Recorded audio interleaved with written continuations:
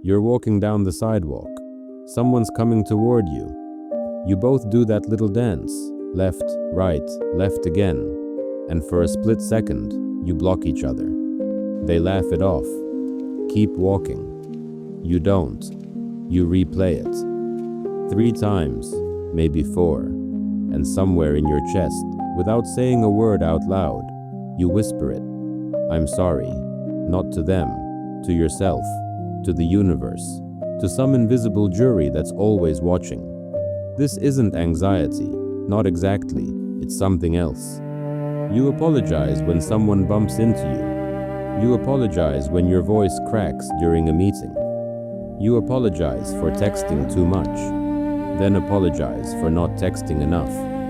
You apologize for taking up space in a conversation, for asking a question, for needing help, for existing in a way that might inconvenience someone for half a second. But here's the thing. Most of these apologies never leave your head. They just sit there, stacking, building pressure. You're running an entire trial in your mind, and you're always the defendant.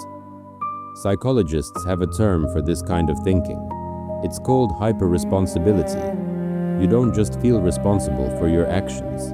You feel responsible for how other people feel about your actions, for their comfort, their mood, their perception of you. And when you can't control that perception, when you sense even the possibility that you've caused friction, your brain hits the panic button. The apology reflex kicks in, not because you did something wrong, because you exist in a way that could be interpreted as wrong. And that's where it gets uncomfortable. Because this isn't humility, it's not politeness, it's exhaustion pretending to be kindness. Let's rewind. You weren't born this way.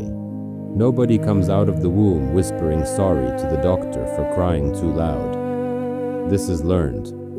Maybe you grew up in a house where love was conditional, where the temperature of the room shifted based on someone else's mood, and you learned to read it like a survival skill. If dad's jaw was tight, you got quiet. If mom sighed, you made yourself smaller. You learned that the safest version of yourself was the one that didn't cause problems, didn't ask for too much, didn't need. So you became an emotional weather vane, constantly spinning, constantly adjusting, constantly apologizing for the space you took up just by being a kid who needed things. Or maybe it wasn't your family. Maybe it was middle school. That time you laughed too loud and someone looked at you like you'd committed a crime. That time you wore the wrong thing, said the wrong thing, were the wrong thing, and instead of defending yourself, you just folded. You apologized. You learned that being small meant being safe. And once that pattern sets, it doesn't just go away. It follows you into your job, into your relationships, into the grocery store when you're deciding whether it's okay to ask where the pasta is. Because what if the employee is busy? What if you're bothering them? What if the apology becomes a reflex, a tick, a way of moving through the world that says, I know I'm too much. I'm trying to fix it. But you're not too much. You never were. Here's what's happening in your brain when you apologize in your head for the 15th time today. Your amygdala, the fear center, is on high alert. It's scanning for threats.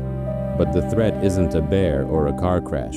It's social rejection. And to your nervous system, social rejection and physical danger light up the same way. So when you sense that you've annoyed someone, interrupted someone, or just existed in a way that might have been inconvenient, your brain treats it like a crisis.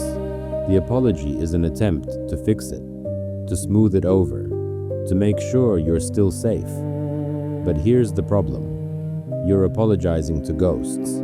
Most of the time, the person you think you've wronged doesn't even notice. They've already moved on. They're thinking about lunch or their mortgage, or literally anything except that moment you're replaying in your head. But you don't move on, because the apology in your head isn't really about them. It's about you.